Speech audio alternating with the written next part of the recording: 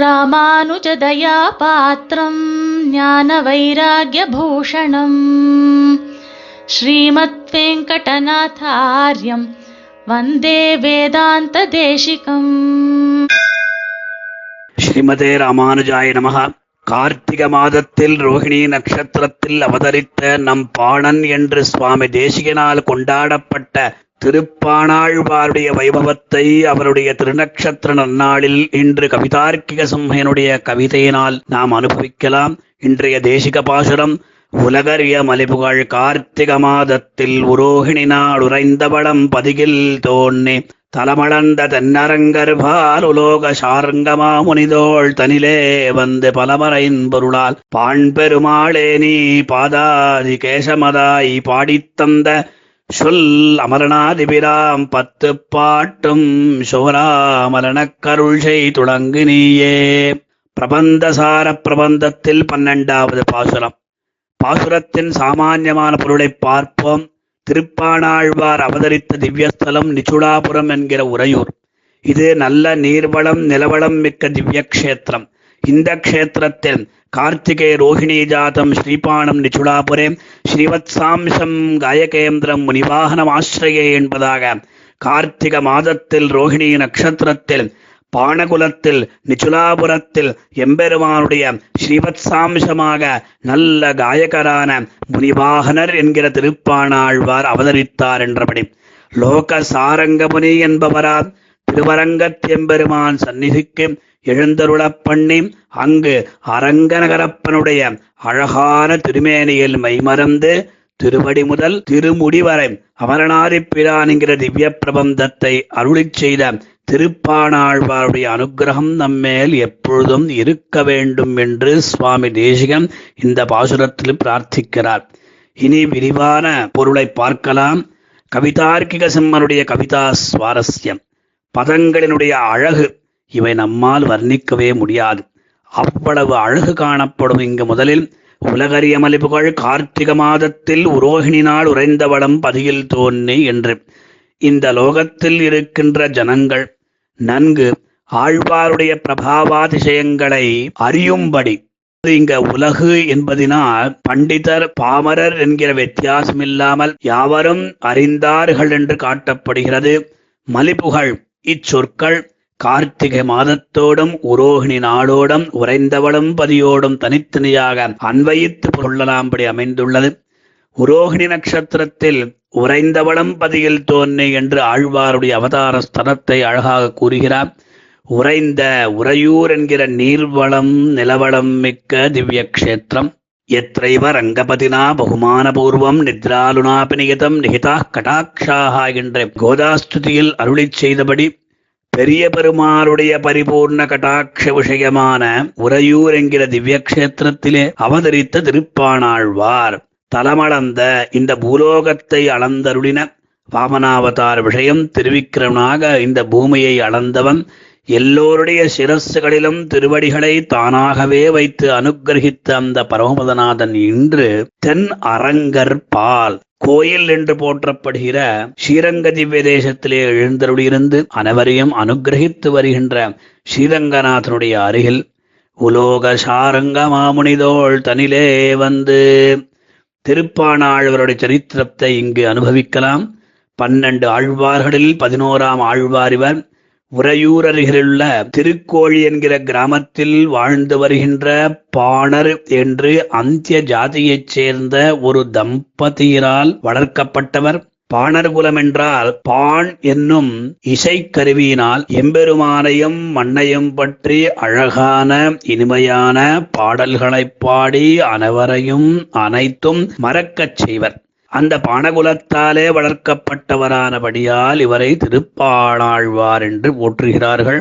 இவர் எப்படி ஆழ்வாரானார் என்று பார்க்கும் பொழுது உபய காவேரி மத்தியில் திகழ்கின்ற திருவரங்கனுக்கு தினம்தோறும் காவேரியிலிருந்து திருமஞ்சனம் முதலிய கைங்கரியங்களுக்காக தீர்த்தம் கொண்டு வரப்படும்.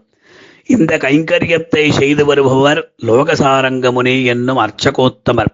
இவர் ஒரு நாள் காவேரி கரைக்கு வந்து தீர்த்தம் எழப்பண்ணி போக வேண்டும் என்று வந்தபோது இந்த பாணனை அங்கு பார்த்தார். இவர்கள் வாஸ்தவமாக அக்கறையிலிருந்து எம்பெருமானை துதிப்பது வழக்கம். பாணன் மாலவனை மனத்திற்குள்ளேயே நினைத்து மதுரமான பாடல்களை அக்குல ஆச்சாரத்திற்கு ஏற்ப யாழ் ஒன்றை கையிலேந்தி பாடி பாடி பரவசம் அடைந்து கொண்டிருந்ததனால் லோகசாரங்கமணி வருவதை அவர் பார்க்கவில்லை. எவ்வளவு இந்த அந்தணர் கூட்டாலும் அவர் பாணனுடைய காதுகளுக்கு எதுவும் கேட்கவில்லை. ஒதுங்கு ஒதுங்கு என்று மீதி அந்தணர்கள் சொன்னாலும் அவர் அங்கிருந்து நகரவில்லை. பார்த்தார் லோகசாரங்கமுனி. கோபம் வந்தது. என்ன செய்வது என்று தெரியாமல் அங்கிருந்த கல்லை எடுத்து பாணன் முகத்தின் மீது வீச பாணனுக்கு உணர்வு வர, ஐயோ மகாபச்சாரம் பண்ணிட்டேனே, எம்பெருமானுக்கு தீர்த்த கைங்கரியம் பண்ணுகிற அர்ச்சகோத்தமர் விஷயத்தில் அபச்சாரப்பட்டுட்டேனே என்று அரங்கமா நகருளானே, அவனுடைய கைங்கரியத்துக்கு தடங்கலாக இருந்துட்டேனே என்று மனம் வருந்தி ரத்தம் தார தாரையாக விழுந்தாலும் அதை பாராமல் அங்கிருந்து விலகிச் சென்றார். இது இப்படி இருக்க லோகசாரங்கமணி யதாப்பிரகாரம் தீர்த்தம் எடுத்துக்கொண்டு சகல மரியாதைகளோட கோயிலுக்கு சென்று அரங்கனுடைய திருமுகத்தை பார்த்து பயந்து போனார். எந்த பாணனை நாம் எங்கு கல்லை எடுத்து அடித்தோமோ அந்த இடத்தில் அரங்கனுக்கு ரத்தம் கசிந்தது. எம்பெருமானுடைய திருமுக மண்டலத்தில் ரத்தம் வழிந்து கொண்டிருந்தது. ஒன்றும் புரியவில்லை, ஒன்றும் தெரியவில்லை லோகசாரங்கருக்கு. அன்றைய தினம் கைங்கரியத்தை முடித்துக் கொண்டு மிக வருத்தத்துடன் வீடு திரும்பினார் லோகசாரங்கமணி. அன்று இரவில் கனவில் கருமாமிகில் வண்ணன் தோன்றி, நீ மகாபச்சாரம் பண்ணினாய், அந்த பக்தனை பாணனை என்னுடைய சன்னிதானத்துக்கு அழைத்து வா, அவன் தாழ்ந்தவன் என்கிற எண்ணத்தை விட்டு விட்டு உன்னுடைய தோள்களிலே சுமந்து வா, அதுதான் நீ செய்த பாகவதாபச்சாரத்திற்கு பரிகாரம் என்று ஆணையிட, லோகசாரங்கமுனியும் மறுநாள் காலையிலே பாணன் இடம் சென்று நடந்ததைச் சொல்லி தன் தோள்களில் ஏறச் சொல்லியும் பாணன் அதை ஒப்புக்கொள்ளாமல் மறுக்க, அர்ச்சகர் மறுபடியும் வேண்டி வேண்டி தன் தோள்கள் மேல் சுமந்து எல்லாரும் வியந்து பார்க்க அணிபொழில் திருவரங்கத்தம்மானுடைய சந்நிதிக்குள் நுழைந்து பாணனை கீழே இறக்கி ஒரு ஓரமாக ஒதுங்கினார் லோகசாரங்கமுனி. இதைதான் லோகசாரங்கமாமுனிதோள் தனிலே வந்து என்று அருளிச் செய்தார் சுவாமி தேசிகன். அதற்கு பிறகு என்ன நடந்தது? பலமர இன்பொருளால் பாண்பெருமாளே நீ பாதாதி கேசமதாய் பாடித்தந்த சொல் அமரநாதிபிரான் 10 பாட்டும் என்று சுவாமி காண்பிக்கிறார். அங்கு பாணன் முதலாக திருவரங்கனுடைய திருவடிகளை பார்த்து வியந்தார், தரிசித்து வியந்தார். பாண் என்கிற வாத்திய விசேஷத்தை கையிலேந்து பகவத்குணங்களை பாவித்துக் கொண்டு திருவடி முதல் திருமுடிவரை ஏற்பட்ட அனுபவம் உள்ளடங்காமல் பாசுரங்களாக நமக்கு அருளிச் செய்தார். இங்கு சுவாமி தேசிகருக்கு இவ்வாழ்வார் விஷயத்தில் விசேஷமான ஆதராதிசயம். ஆழ்வார் பாடிய பாசுரங்கள் எப்பேற்பட்டவை, பல மர இன்பொருளார் என்று சந்தோஷத்தோடு பல இடங்களில் அனுபவிக்கிறார் சுவாமி தேசிகன். பாண்பெருமாள் என்று சம்போதிக்கிறார். காண்பனவும் உரைப்பனவும் மத்தொன்னின்னி கண்ணனையே கண்டுரைத்த கடிய காதல் பாண்பெருமாள் அருள் செய்த பாடல் பத்தும் பழமறையின் பொருள் என்று பரவுகின்றோம் என்றும், பழமறை பலமறை இது வேதசாரம் என்று இந்த பிரபந்தத்தினுடைய ஏற்றத்தை பேசுகிறார். பாவலரும் தமிழ்மறையன் பயனே கொண்ட பாண்பெருமாள் அருள் செய்த பாடல் பெத்தும் என்றும், பாவலரும் தமிழ்மறையன் பயனே கொண்ட பாண்பெருமாள் அருள் செய்த பாடல் பத்தும் என்றும், ஆதியனமர ஓங்கும் அரங்கத்துள்ளே அருளாரும் கடலை கண்டவன் நம் பாணன் என்றெல்லாம் சுவாமி அனுபவித்து அனுபவித்து ஆனந்தப்படுகிறார் முனிவாகன போகம் என்கிற ஓர் அற்புதமான கிரந்தத்தில். ஆக முதல் பாசுரம், 2வது பாசுரம், 3வது பாசுரம் அமரநாதிபிரான் அகாரம், உகந்த உள்ளத்தனாய் உகாரம், மந்திவாய் வடவேங்கடமாமலை என்று மகாரம். இவ்வாறாக பிரணவத்தோடு திகழ்கின்றது முதல் 3 பாசுரங்கள். பகவத்யான சோபானம் என்கிற ஸ்தோத்திரத்தில் திருப்பாணாழ்வாருடைய அமரநாதிபிரான் பிரபந்தத்தை சுவாமி தேசிகன் பற்றியுள்ளார். ஆச்சரியமான தனியன் திருப்பாணாழ்வார் விஷயத்தில் அமைந்துள்ளது.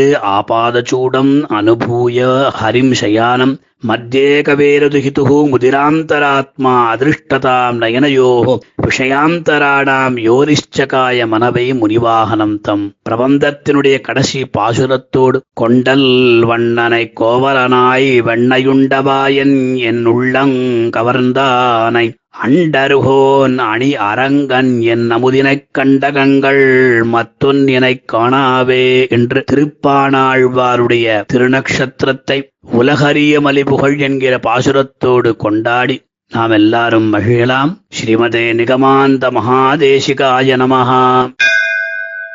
கவிதார்க்கிக சிம்ஹாய கல்யாண குணசாலினே ஸ்ரீமதே வெங்கடேஷாய வேதாந்த குரவே நமஹ.